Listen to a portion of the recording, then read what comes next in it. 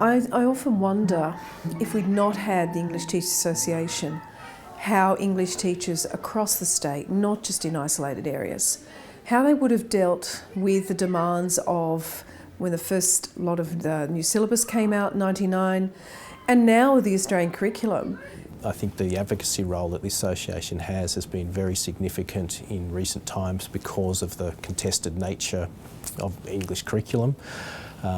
That's coming from, on the one hand, the movement towards a national curriculum and the broad sorts of debates that's been starting about what English teaching is, what it should be, but also because of the contestation that comes out of the sort of culture wars that have been played out in politics and the media recently. Here is a body that has people who are willing to be at the edge, leading change and embracing change, and actually offering professional learning, be it units of work, actually running sessions for early career teachers, gifted and talent and differentiation. There's so many areas that this association has actually supported teachers. I think ETA in New South Wales has had a profound impact, absolutely profound impact. Not only, I suspect, on the teaching of English and knowledge about English, but I also believe in terms of areas like syllabus development.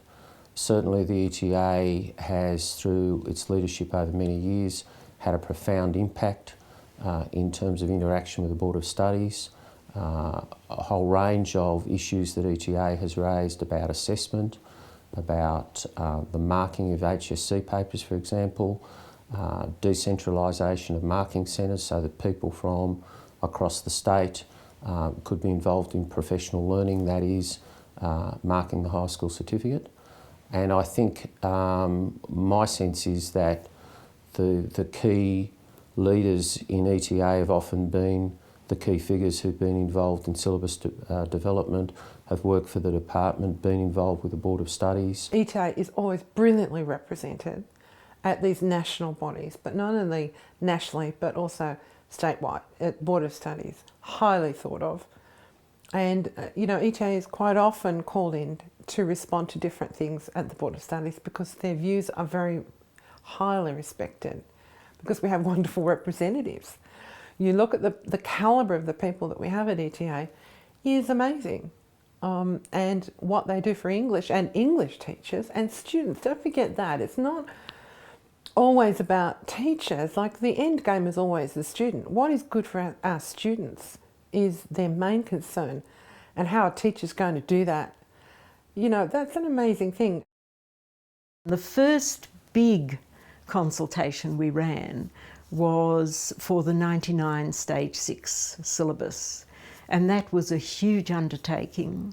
That was a full day at Newtown High School of Performing Arts. It involved hundreds of members, all of whom gave their views. It was all recorded on butcher's paper, and then counsellors spent weeks pulling that together into an ETA response. So the advocacy role in terms of being able to put forward a vision for English teaching that's orientated towards the future, but at the same time is not forgetting the rich history the subject has and all the good things that have been done in this state and elsewhere over recent decades is very important. ETA really produced the Rolls Royce of responses to ACARA. The response has been absolutely fantastic. We had groups of really committed and intelligent teachers responding to the curriculum in a kind of really clever and informed way. And then once those raw responses were made, and teachers gave up their own time to come in and do this, these are people who truly live and breathe English, come in, gave their responses, and then all of those responses were put together in, a fabulous, clear, intelligent and precise response to ACARA about the curriculum. I think it was the real benchmark of responses. I think the marking centres, both centralised out at the showground and then decentralised, were a very, very powerful tool for professional development. And I guess if you want to go back a little way, higher school certificate or leaving certificate papers were quite often marked by academics who would come from their university, pick up their pile of papers, take them back to the university, mark them and then bring them back, and that was done. Classroom teachers didn't know what they didn't know how they made their decisions. The English Teachers Association was highly conscious of the importance of exposing teachers to the judging, assessing area, especially in examinations, because, I mean, the New South Wales Higher School Certificate as a terminal exam is internationally renowned. You can have a second-year out teacher in a Western New South Wales school teaching that for the first time, and how do you give that person confidence that what they're doing and the feedback that they're giving their students is the same as they would be getting at Sydney Boys High or Farrer or one of the independent schools on the North Shore.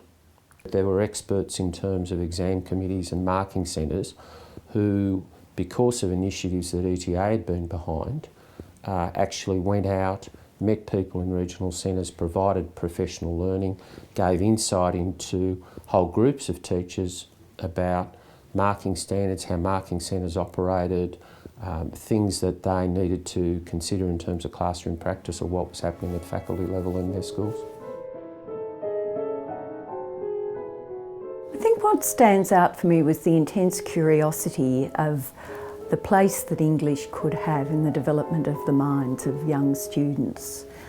There wasn't a heap of research around, so we were finding our way. And then when the material came through from the London Institute of Education with James Britton and his colleagues, and the Douglas Barnes and the other people that many others will have mentioned, I think we knew that we were on the cusp of discovering something very important about the way that children learn, the way that children use language. Now, I suspect many of us intuitively knew the importance of focusing on children's work, but we didn't have yet the research evidence to support that intuition. So there was really a sense of excitement. I found it exciting that I could reflect and observe my own teaching and think about it, but most of all spend time observing the children, the students, and from those observations develop a theory that would help me to get better as a teacher. It was profoundly exciting and challenging.